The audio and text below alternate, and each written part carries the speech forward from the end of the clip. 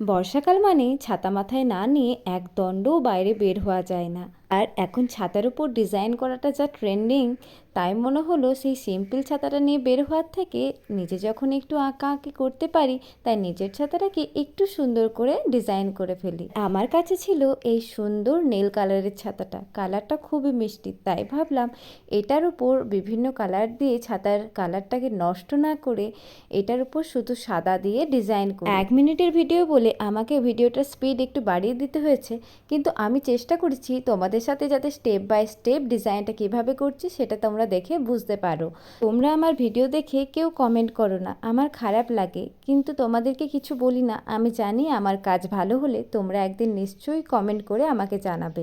আর এদিকে দেখো, ভিডিও করতে করতে আকাশের অবস্থা দেখো কি হয়েছে, তার জন্য আর আমি ছাদের কাজটা কমপ্লিট করতে পারিনি। ভিডিওতে পুরো কাজটা কমপ্লিট করে দেখাবো। টানা 2 ঘন্টা অপেক্ষা করার পরও যখন দেখলাম না নামছে জল আর না উঠছে রোদ, তখন ভাবলাম ছাতার বাকি কাজটা শেষ করেই ফেলি। এতেই আমার কোনো কাজ ফেলে রাখতে একদম পছন্দ করি না।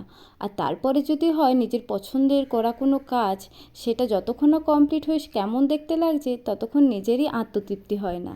তাই ভাবলাম চটপট করে লেগে পড়ি ছাতার বাকি কাজটা যাতে তাড়াতাড়ি শেষ করে উঠতে পারি। ছাতাটা রং করতে আমি এখানে ক্যামেলের ফেব্রিক অ্যাক্রিলিক কালারটা ব্যবহার করেছি।